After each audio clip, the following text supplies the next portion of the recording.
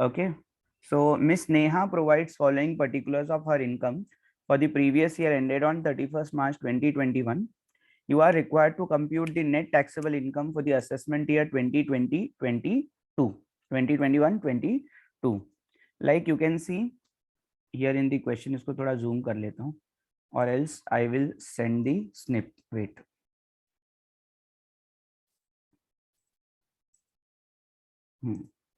Snip कर लेते हैं so that you will have question also.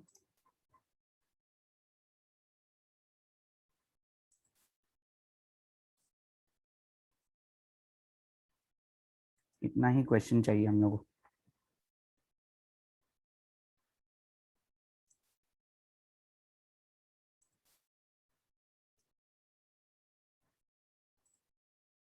Okay, so this is about vacancy.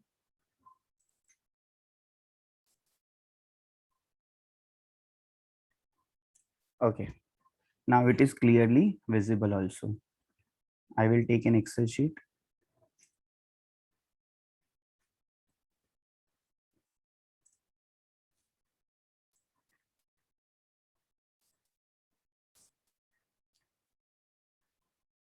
का format ले लेते हैं.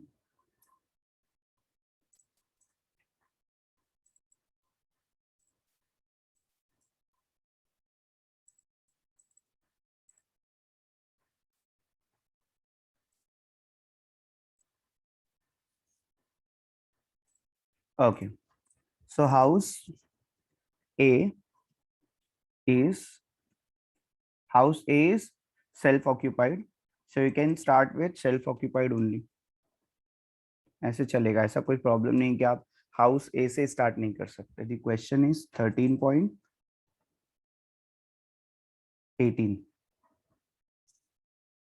13.18.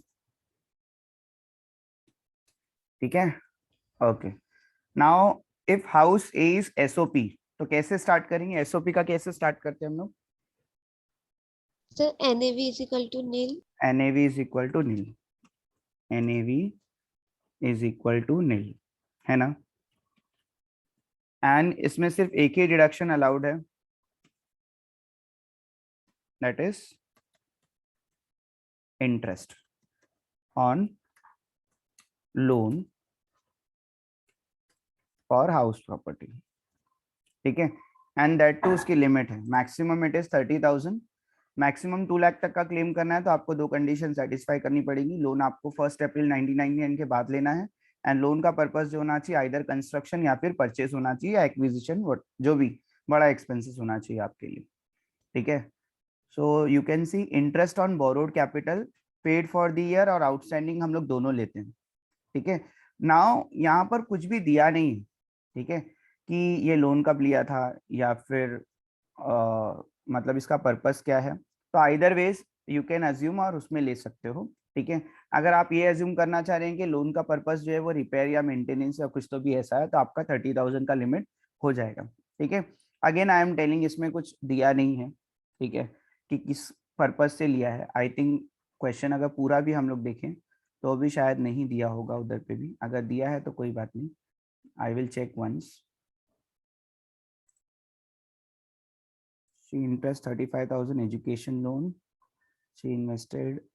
नहीं, कहीं पे भी कुछ रीजन नहीं दिया है कि लोन किस पर्पस के लिया था, है ना. तो वी विल अज्यूम कि अगर मेरा एजम्पशन ये है कि वो रिपेयर के लिए है, तो इन दैट केस मुझे खाली कितना लेना पड़ेगा? 30,000. ठीक है, अगर मेरा एजम्पशन ये है कि वो कंस्ट्रक्शन के लिए है, तो आइदर वेज जैसे आप बोलेंगे वैसा मैं इसको एज्यूम करके कर लूंगा. बोलो क्या एज्यूम करना है? परचेस के लिए किया. हाँ, परचेस सर. परचेज के लिए. तो परचेज के लिए तो आप पूरा ले पाएंगे, है ना. इफ लोन इज, दो एजम्पशन आपको करना पड़ेगा. If loan is for construction और purchase and loan is taken after 1 April 1999, तो आपको 40,000 पूरा ले पाओगे आप. ठीक है, तो ठीक है, हम लोग नीचे नोट दे देंगे इससे रिलेटेड, नो प्रॉब्लम, है ना. ओके, सो 40,000 का आपका जो इंटरेस्ट है वो मैंने ले लिया है, और उधर पे दो एजम्पशन मुझे लिख लेना है नोट में, सो दैट मैं भूलना नहीं चाहिए.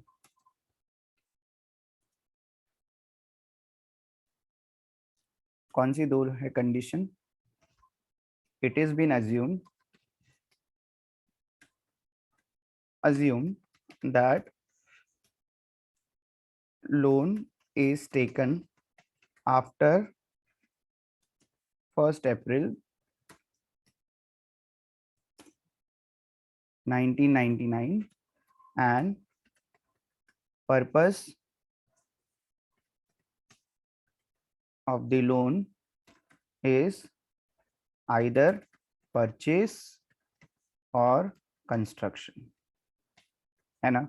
अब दोनों कंडीशन आपकी सेटिस्फाई हो गई ऑन एन अजम्पशन बेसिस, ठीक है। लेकिन मैं हमेशा आपको एडवाइस करूंगा कि आप अज्यूम करो कि लोन जो है, लोन का पर्पस अदर देन परचेज और एक्विजिशन है।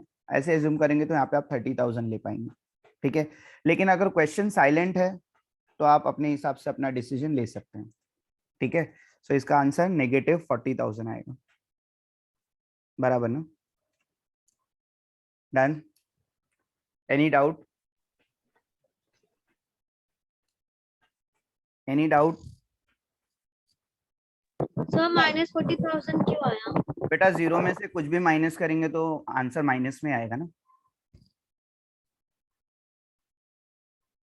बराबर है। और हमेशा एसओपी पे माइनस में आंसर आता है क्योंकि एनएवी इज इक्वल टू 0 ही होती है, और जितना भी आप इंटरेस्ट माइनस करेंगे वो सब माइनस में ही आएगा। Any doubt? No sir. आगे बढ़े, एसओपी हाउस 2 के ऊपर बढ़ते हैं। हाउस 2 क्योंकि एलओपी है तो उसका पूरा कैलकुलेशन होगा।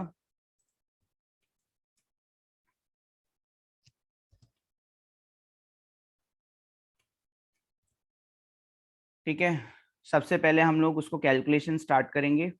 म्युनिसिपल वैल्यूएशन दिया है बट फेयर रेंट नहीं है कहीं पे भी, सो आपको चाहिए तो आप लो। मैं इसको थोड़ा बंद करूं, बार बार कंफ्यूजन हो रहा है।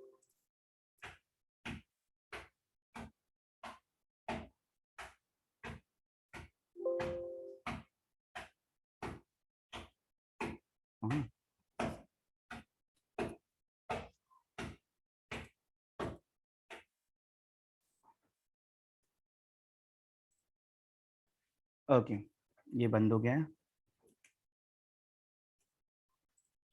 ठीक है। एलओपी क्या क्या चाहिए होता है? म्युनिसिपल वैल्यूएशन दिया है, और फेयर रेंट है ना, या ऊपर नीचे आप कैसे भी लिख सकते हैं, वो आपके ऊपर है। तो म्युनिसिपल वैल्यूएशन पर मंथ है, तो ध्यान देना है आपको पर एनम चाहिए, ठीक है। तो 30,000 इधर लिख देता हूँ मैं। और अब हम लोग हाउस 2 पर है, तो गलती से भी एक कॉलम में नहीं आ जाना आपको, करते हैं कई बार बच्चे इसलिए बता रहा हूँ, जल्दबाजी नहीं करनी। 30,000 इंटू 12, 3,60,000। करेक्ट। और फेयर रेंट तो दिया नहीं है, तो दोनों का हायर कितना हो जाएगा? इसको तो हम लोग बोलते हैं RLV, ठीक है। हायर आपका 3,60,000 ही रहेगा, जबकि जरूरत नहीं थी। आप डायरेक्ट RLV लिख के म्युनिसिपल वैल्यूएशन भी लिख सकते थे, 3,60,000 आएगा, पता है। अगर आपको कैलकुलेशन को आगे बढ़ाना है या फिर आपको हमेशा कैलकुलेशन इसी तरह से करना है तो आप कर सकते हैं। एक्चुअल रेंट देखते हैं, ये वाला पार्ट आपको कितना क्लियर है। एक्चुअल रेंट जो है कितना आएगा बेटा? एक्चुअल रेंट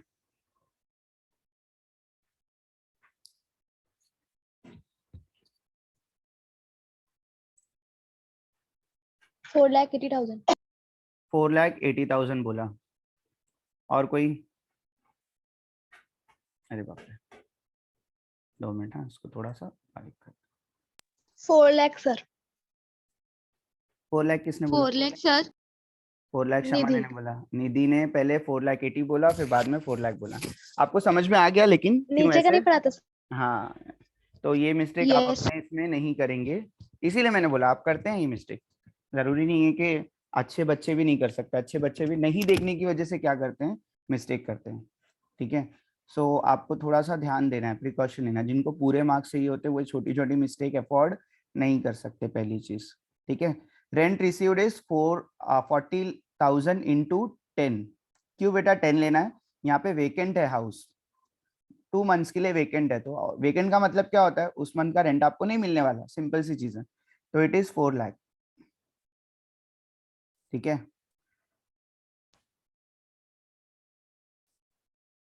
एक्चुअल रेंट, ऐसा मुझे आ रहा है कि मैंने ये वाला क्वेश्चन ऑलरेडी करवाया है, पता नहीं, जो भी है, या तो क्वेश्चन तो सारे रिलेटेड ही होते हैं, ऐसा लगता है सारे क्वेश्चन किए वही लगते हैं। ठीक है, ओके, व्हाट इज हायर?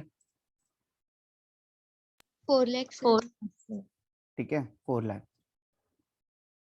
है ना, this is your GAV, this is your GAV। ठीक है, ग्रॉस एनुअल वैल्यू आपका ये निकल जाएगा, है ना। अभी यहाँ पर आपको ध्यान देना है, अगर ये लोअर होता भी, एक्चुअल रेंट अगर लोअर होता तो भी हम लोग एक्चुअल रेंट लेते हैं। ठीक है, अगर वो वैकेंसी की वजह से लोअर था तो, है ना, तो आपको मैंने ये बात सिखाया है कि वैकेंसी है तो ध्यान देना, एक्चुअल रेंट आना चाहिए वैकेंसी में। ठीक है, अभी तो वैसे भी हायर एक्चुअल रेंट ही है, लेकिन बिकॉज ऑफ वैकेंसी भी वो लोअर होगा तो भी आपको उसका एक्चुअल रेंट ही लेना पड़ेगा। ठीक है, that is very very important. ठीक है, तो सर फॉर एग्जाम्पल अगर इसको आप करके आप 3,50,000 आ जाता तो भी आप 3,50,000 लेते बेटा, या अगर 3,50,000 आता तो भी आप 3,50,000 ही लेते इसको। क्यों? क्योंकि actual rent is lower because of vacancy, actual rent is lower because of vacancy, याद रखो, if actual rent is lower because of vacancy आपको हमेशा एक्चुअल रेंट ही लेना है। ठीक है, यहाँ तो हायर है तो कोई प्रॉब्लम नहीं है, लेकिन अगर लोअर होता तो आप RL भी ले लेते। ठीक है, ये बेचारे का वैसे भी 2 महीने का रेंट मिला नहीं है और आप उसको पूरे अमाउंट पे टैक्स भी पे करने बोलेंगे। ठीक है, ये तो गलत है। अभी तो उसको 4 लाख मिला है, 4 लाख के ऊपर टैक्स पे करेगा, कोई प्रॉब्लम नहीं है। ठीक है, हम लोग कब ये दोनों का हायर लेते हैं? जब गलती किसकी होती है? ओनर की होती है। गलती ओनर की होती है मतलब उसने लो रेंट चार्ज किया हो, ये गलती उसकी, उसने लो रेंट क्यों चार्ज किया। ठीक है, तो अगर गलती उसकी है तो हम लोग क्या करेंगे, वहां पे ध्यान देंगे कि हम लोग को क्या करना है, फिर उन दोनों का हायर लेना है। But in case if actual rent is lower because of vacancy तो आपको एक्चुअल रेंट लेना है। ठीक है, क्लियर है ये चीज? ओके, GAV आ गया। GAV के बाद सिर्फ एक डिडक्शन पॉसिबल है, कौन सी है? जल्दी बोलो। Municipal tax. Municipal taxes, very very good. Municipal taxes में क्या जरूरी है बोलो? पे आउटस्टैंडिंग लेते हैं क्या? बाय ओनर्स ना। पेड बाय ओनर होना चाहिए, हाँ ठीक है। आउटस्टैंडिंग लेंगे क्या? नो। है ना, म्युनिसिपल टैक्सेस में इट शुड बी पेड, चाहे इस ईयर का हो, चाहे अर्लियर ईयर का हो, चाहे उससे पहले का हो, चाहे उसके बाद का हो, हम लोग को उससे लेना देना नहीं। It should be paid, municipal taxes should be paid and it should be paid by the owner. तो पेड बाय ओनर कितना है? हाउस भी देख रहे हैं हम लोग, इट इज 15,000, 15,000. है ना। म्युनिसिपल टैक्सेस लिख देता हूं मैं यहाँ पे, municipal taxes paid by owner. ठीक है, तो इसमें 2 चीजें इंपॉर्टेंट है, one it should be paid, it should be bye owner, ये 2 चीजें इंपॉर्टेंट है, ये हमेशा आप लोग याद रखेंगे। और पेड है कोई भी ईयर का हो वो ले लेंगे, तो 15,000।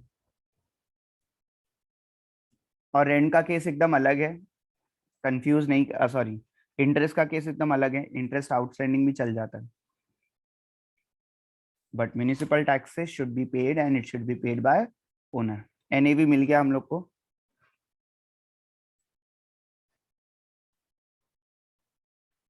ठीक है, NAV से 2 डिडक्शंस होती है, कौन कौन सी 2 डिडक्शंस है?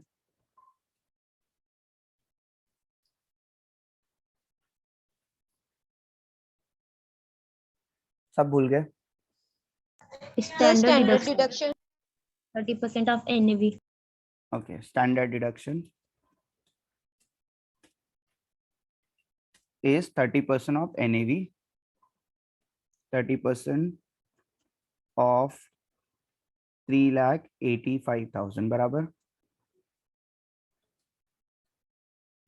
ठीक है, एंड दूसरा है आपका इंटरेस्ट, अनलिमिटेड ले लेते हैं यहाँ पे इंटरेस्ट, हमने कोई पर्पस कुछ देखने की जरूरत यहाँ पे है नहीं। इसका आगे आपका आंसर 3,85,000 पे 30%, और इंटरेस्ट जो है वो आप वहां से देख लेंगे और ले लेंगे। Interest paid during the year भी चलेगा और आउटस्टैंडिंग भी चलेगा, दोनों। तो 90,000 प्लस 10,000 कितना हो जाएगा? ये 1 लाख हो Like जाएगा। 1 lakh. ध्यान देना है, इंटरेस्ट दोनों चल जाता है, बट म्यूनिसिपल टैक्सेस जो है वो पेड ही चलेगा। तो दो डिडक्शन के बाद व्हाट इज आवर आंसर? एक तो 3,85,000 minus standard deduction minus interest is your 1,69,000। Now tell me, ये लॉस है, ये प्रॉफिट है ना? तो माइनस एंड प्लस क्या होगा? minus तो इनकम फ्रॉम हाउस प्रॉपर्टी कितना आ जाएगा? 1,69,000। मैं प्लस इसलिए ले रहा हूँ क्योंकि वो अल्टीमेटली माइनस ही हो जाएगा, ठीक है? तो 1,29,000 आएगा। 1,69,000 माइनस 1,40,000, सॉरी 1,69,000 माइनस 40 कितना हो जाएगा? 1,29,000 हो जाएगा। This is your income from house property, ठीक है? इस तरह से भी आप कर सकते हैं, और ये भी कर सकते हैं कि यहाँ पे आप लिखें कि income from house property 1, income from house property 2, फिर उन दोनों को ऐड करें, ये भी आप कर सकते हैं। It is up to you only, ठीक है? ओके,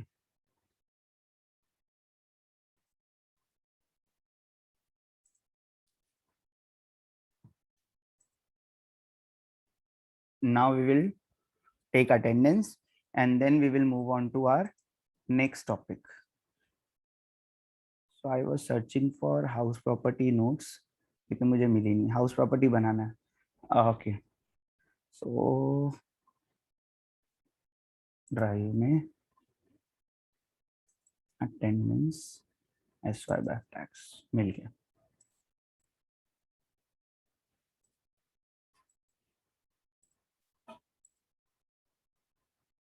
स्टॉप शेयर करना पड़ेगा थोड़ी देर के लिए। Okay, attendance link is there in the chat box. Any doubt, any question, any concern, you please ask. Okay, what about maintenance charges?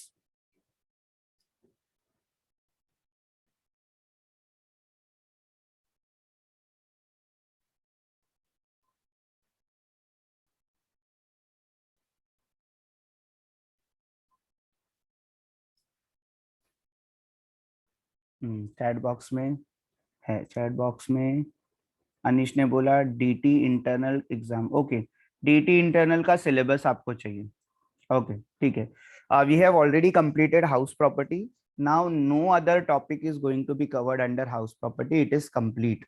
Even we have done our pre construction और pre acquisition interest भी हम लोगों ने कर लिया, ठीक है?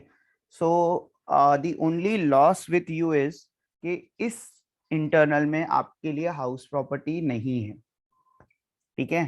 House property is not there in your internal syllabus. External में है बट इंटरनल में आपके लिए नहीं है हाउस प्रॉपर्टी। हाँ, लॉस आप बोल सकते हैं बिकॉज हाउस प्रॉपर्टी जो है कंपैरेटिवली जो है वो छोटा चैप्टर है ना?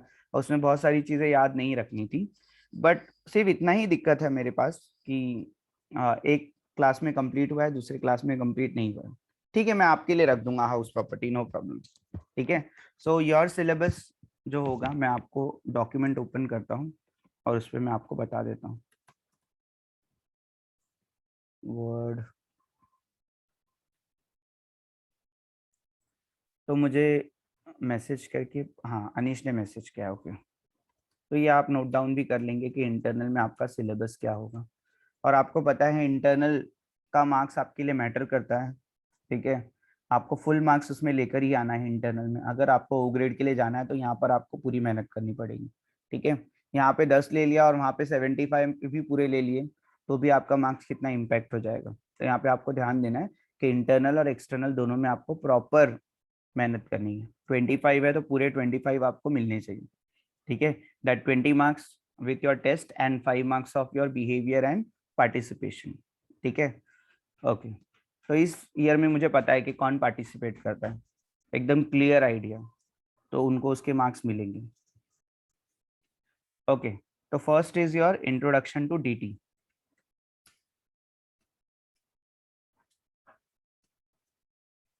सर एफएमओ एग्जाम नहीं होगा, हाँ नहीं होगा क्योंकि वो एफसी है ना बेटा, उसका आपको ये देना पड़ता है, क्या बोलते हैं, प्रोजेक्ट वगैरह कुछ देना पड़ता है ना। एफएमओ मीन्स एफसी है आपका, ठीक है। Yes sir. हाँ, तो एफसी का कभी भी आपका एग्जाम नहीं होता, कहीं पे भी नहीं होता, बीकॉम वगैरह में भी नहीं होता है। एफसी के लिए आपको प्रोजेक्ट वगैरह होते हैं, 5 मार्क्स मिलेंगे, 5 मार्क्स देंगे, क्यों नहीं देंगे, 5 मार्क्स देंगे, ठीक है। अभी छोड़ो, अभी पहले इंटरनल का सिलेबस डिस्कस कर लेते हैं, उसके बाद आपको जो भी डिस्कस करना है उसके बाद करते हैं। इंट्रोडक्शन टू डीटी आपको करना है, इसका नोट्स मैंने आपको फॉरवर्ड किया है। इंट्रोडक्शन टू डीटी अच्छे से पढ़ लेंगे, पीपीटी वाला नोट्स जो है वो मैंने आपको फॉरवर्ड किया था, एक और एक नोट्स फॉरवर्ड किया था, अगर आपको रीड करना है तो करो, नहीं तो छोड़ दो, लेकिन इसका मैंने पीपीटी आपको फॉरवर्ड किया है ऑलरेडी, ठीक है, इंट्रोडक्शन टू डीटी का। इसके ऊपर टेस्ट भी हो चुका है, ठीक है। फिर आपका है रेसिडेंशियल स्टेटस, नहीं पहले तो आता है स्कोप ऑफ इनकम, है ना, जो आप 3 पार्ट्स में डिवाइड करते थे, कौन सा किसको टैक्सेबल जाएगा, है ना। Indian income is taxable to all, ठीक है। Foreign income is taxable to only resident and ordinary resident. Foreign income control from India is taxable to that is, तो वो वाला केस आपको याद रखना है स्कोप ऑफ इनकम में। इसके ऊपर प्रैक्टिकल आपको पार्ट आ सकते हैं, ज्यादातर आपको चांसेस यही है कि इसके ऊपर आपको प्रैक्टिकल ही आएंगे। प्रैक्टिकल मतलब कौन सा इनकम किसको टैक्सेबल होता है, इसी टाइप का आपको क्वेश्चन आएगा। और जहाँ पे मैं प्रैक्टिकल लिखता हूँ वहाँ पे थ्योरी अल्टीमेटली आपको हो जाता है। दिस फर्स्ट इज थ्योरी, और आपको पता है इसमें एक प्रैक्टिकल भी है ना, प्रैक्टिकल भी है इसमें। प्रैक्टिकल नहीं बोल सकते आप उसको, कॉन्सेप्चुअल बोल सकते हैं। क्वेश्चंस आएंगे, आपको बोलेगा कि इसका प्रीवियस ईयर क्या होगा, अगर इसका असेसमेंट ईयर ये है तो ऐसे क्वेश्चन आ सकते हैं। या फिर ये बताओ कि पर्टिकुलर पर्सन क्या है, ठीक है, तो मुंबई यूनिवर्सिटी, मुंबई यूनिवर्सिटी क्या है, तो आर्टिफिशियल ज्यूरिडिकल पर्सन, ठीक है। मिस्टर ए अ माइनर, तो इंडिविजुअल है, तो ऐसे क्वेश्चन आपको यहाँ पे आ सकते हैं। खैर हम लोग उसकी प्रैक्टिस करेंगे, डोंट वरी, ठीक है। स्कोप ऑफ इनकम हो गया, देन रेसिडेंशियल स्टेटस है। तो बहुत ज्यादा बड़े क्वेश्चन नहीं बनेंगे रेसिडेंशियल स्टेटस पे, चीजें दी हुई होंगी और आपको कंक्लूजन ड्रॉ करना है। फॉर एग्जांपल एक इंडियन है तो उसको 182 डे कंप्लीट करना है, तो आपको इस तरह से क्वेश्चन आ सकते हैं। आपको कंफ्यूज करने के लिए काफी सारे क्वेश्चन बनेंगे। रेसिडेंशियल स्टेटस में भी आपको ये फुल थ्योरी और प्रैक्टिकल का कॉम्बिनेशन होता है, ठीक है। तो इस सेमेस्टर में कोई भी ऐसा चैप्टर नहीं है जो कि आपको ऐसा सर्च करने पर आपको डायरेक्ट इंटरनेट पे मिल जाएगा। कॉन्सेप्चुअल भी होंगे तो भी आपको डायरेक्ट इंटरनेट पे नहीं मिलने वाले कोई भी question, I will make sure, ठीक है। रेसिडेंशियल स्टेटस हो गया, उसके बाद हम लोग ने हेड्स ऑफ इनकम स्टार्ट किया था। हेड्स ऑफ इनकम में सिर्फ वो 5 हेड्स है, उसके नाम ही याद रखने थे और तो कुछ करना नहीं था, ठीक है। और हम लोग ने इसको थोड़ा ध्यान भी नहीं दिया, सिर्फ हम लोग ने पढ़ लिया था कि क्या हेड्स ऑफ इनकम है, दैट्स इट, इतना ही आपको इसमें पढ़ना भी है। फिर उसके बाद आता है आपका इनकम फ्रॉम सैलरी, ठीक है। अगेन इसमें प्रैक्टिकल है, ठीक है। Then we have income from house property, ठीक है। अगेन इसमें भी आपका क्या है, प्रैक्टिकल है, ठीक है। मे भी आपको एनएवी दिया होगा और आपको स्टैंडर्ड डिडक्शन कितना है कैलकुलेट करना है। अब मुझे बताओ इसमें से किसका हम लोगों ने अब तक के ऑब्जेक्टिव क्वेश्चन डिस्कस नहीं किया है। मुझे याद है मैंने इंट्रोडक्शन टू डीटी आपको दिया था, स्कोप ऑफ इनकम का मुझे नहीं याद है और रेसिडेंशियल स्टेटस का मुझे नहीं याद है, ठीक है, देखना पड़ेगा मुझे। सैलरी का मैंने किया है डिस्कस, काफ़ी और भी आपके साथ करना है। हाउस प्रॉपर्टी तो अभी जस्ट खत्म हुआ है, हाउस प्रॉपर्टी से रिलेटेड मैं कितने क्वेश्चन डाल पाऊंगा मुझे मालूम नहीं, लेकिन मैं ट्राई करूंगा कि हाउस प्रॉपर्टी भी उसके अंदर इंक्लूड हो जाए, ठीक है। नाउ आपका ये यहाँ तक कि हम लोग अब जो है वो स्टॉप कर देंगे, इस पर्टिकुलर इंटरनल से पहले तक के हम लोग यहाँ तक के स्टॉप कर देंगे, ठीक है। Now we will go one by one और हम लोग हर चैप्टर्स के क्या करेंगे, ऑब्जेक्टिव्स को डिस्कस करेंगे, हर चैप्टर्स के ऑब्जेक्टिव को डिस्कस करेंगे, ठीक है, जो हम लोगों ने ऑलरेडी किया हुआ है वही, ठीक है। ऑब्जेक्टिव्स मैंने आपको दिए, जहां पे नहीं दिए वहां पे मुझे बनाना पड़ेगा और फिर हम लोग उसको क्या करेंगे, डिस्कस करेंगे। Questions are not going to be the same, हाँ सारे चैप्टर्स आएंगे, ठीक है। इतना मैंने कवर किया अब तक के, यहाँ तक के हम लोग एंड कर देंगे, जबकि कैपिटल गेन 2 लेक्चर में खत्म हो जाता है। कैपिटल गेन अभी मैं स्टार्ट नहीं करने वाला, ठीक है। Now you have pressure of internal, internal के लिए आप अच्छे से प्रिपरेशन करो, ठीक है। फ्रॉम नेक्स्ट लेक्चर ऑनवर्ड हम लोग इसका प्रैक्टिस कर लेंगे।